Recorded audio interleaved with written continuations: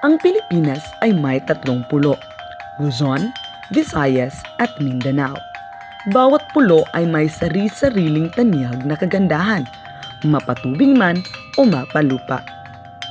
Sa Mindanao, makikita ang pangalawa sa pinakamalaking lawa sa Pilipinas. Tinatawag itong Lawa ng Lanao. At ang mga taong naninirahan sa gilid nito ay tinatawag naman na Maranao. Ang lawa ay may tinatayang lapad na 354.60 square kilometers at 60 to 112 meters na lalim. Kabilang ito sa 17 ancient lakes of the world. Sinasabi ring ang lawa ay tahanan noon ng 18 uri ng isda na doon lamang sa lawa makikita. Ngunit, sa paglipas ng panahon, tanging 3 uri na lang ng kakaibang isda na ito ang naiwan. Dahil na rin sa kapabayaan ng tao, ang dating maganda at malinis na lanaw ay tinanyagan na ng iba na pinakamalaking toilet bowl ng Pilipinas. Ngunit, sa kabila nito, marami pa ring lugar na malapit sa lawa ang patuloy na nagbibigay ng kakaibang ganda. Ngayon, sabay nating tuklasin ang nakatagong ganda ng lawa ng Lanao at mga storya ng mga taong may buhay lawa. Pagkatapos ng 35 minutong biyahe galing sa Marawi City, nandito na kami ng buong crew sa Wato. Makikita natin ngayon ang isa sa kanilang landmark, ang Masjid Saraya. Makikita natin na ang Wato ay isa sa mga lugar kung saan malapit sa lawa. Kaya't karamihan sa mga tao dito, ang kanilang pamumuhay ay nakadepende sa lawa. Ano po? Punta tayo ngayon sa isang isla dito sa Wato, sa Slangan Island.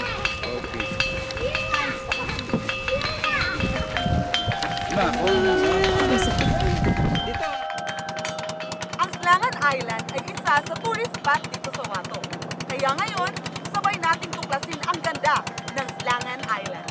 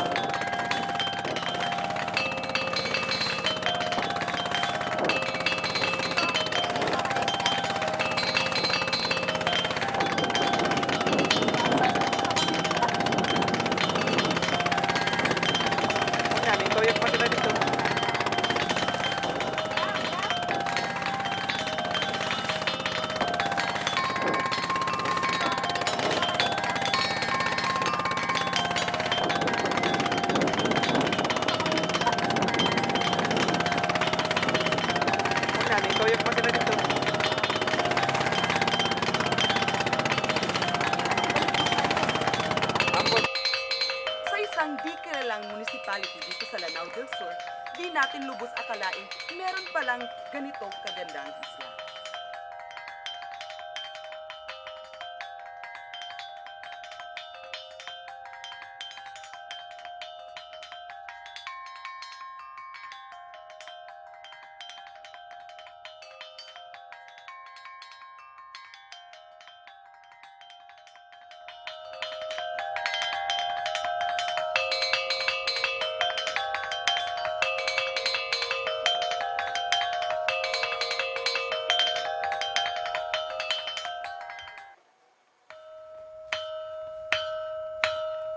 Ang islang ito ay isa sa mga isla na nasa Lake Lanao na may naninirahang mga tao.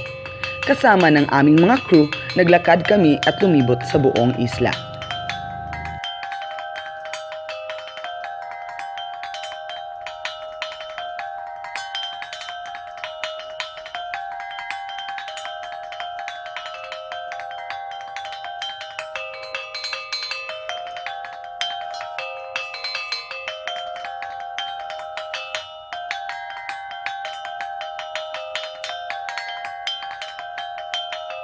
Sa aking paglilibot sa lugar, isa sa kumuha sa aking atensyon ay ang mga grupo ng lalaki na namamahinga malapit sa lawa.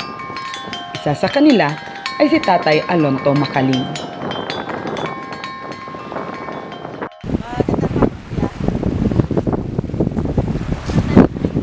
Ano yung ginagawa niyo dito, kuya? Isda? Anong oras kayo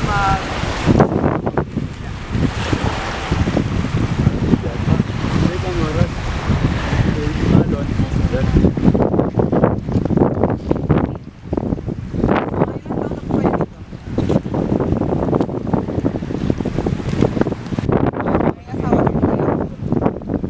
Ang asawa niyo po? Sige, perfect. Gano'ng ka-importante ang lawa para sa inyo?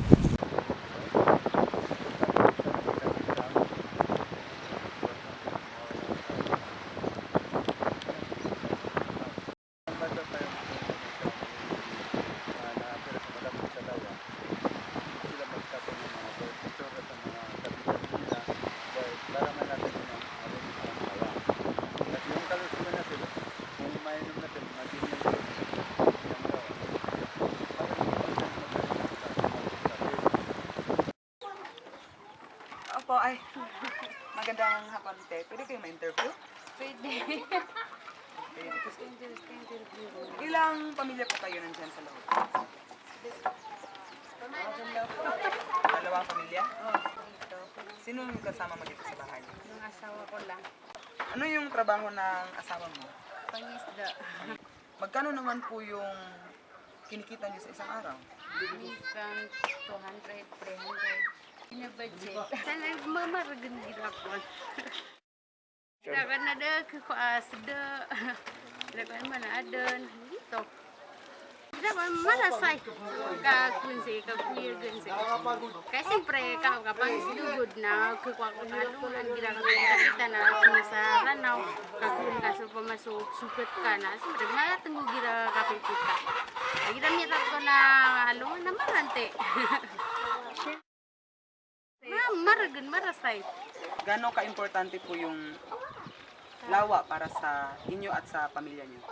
Siyempre, importante rin kami kaya may kuan sa kawiyagan namin. Ang makikita niyo po ngayon ay isang produktong galing sa wato, tinatawag nilang biansol. Ito po daw ay galing sa isdang katulong na galing naman sa lawa. At niluluto nila ito gamit ang usok ng uling. Tikman natin ngayon yung lasa ng biansol.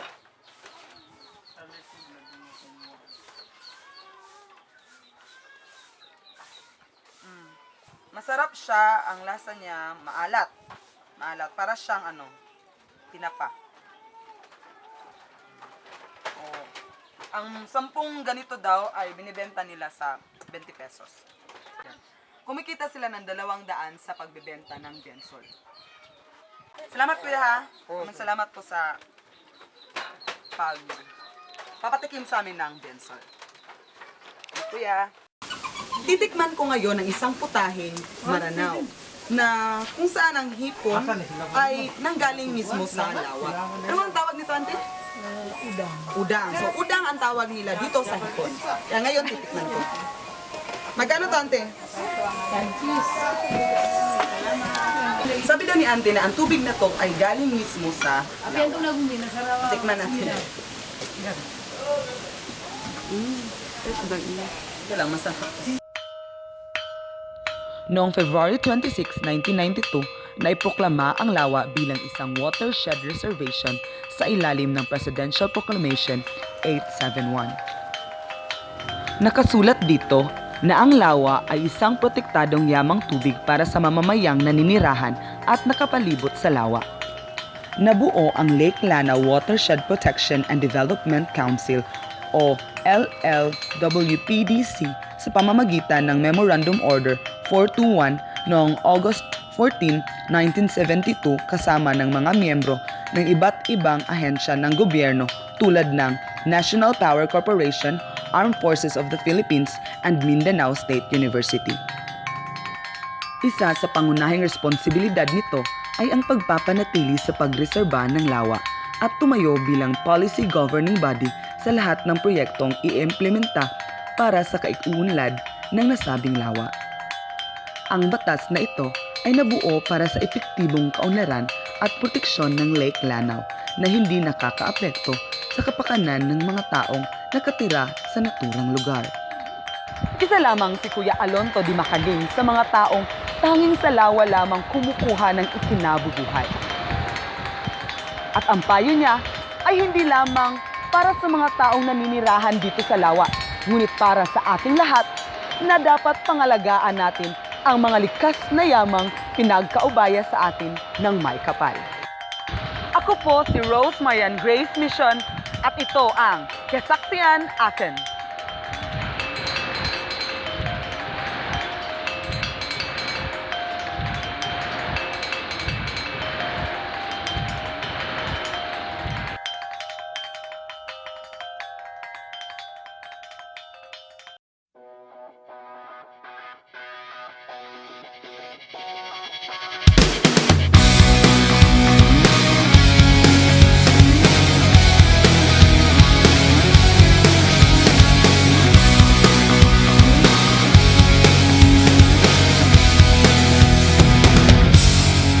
I never dreamt it'd be this way. I've lost any chance for me to say that I miss you, say that I love you. Will someone please tell me I'm okay? I wasn't prepared.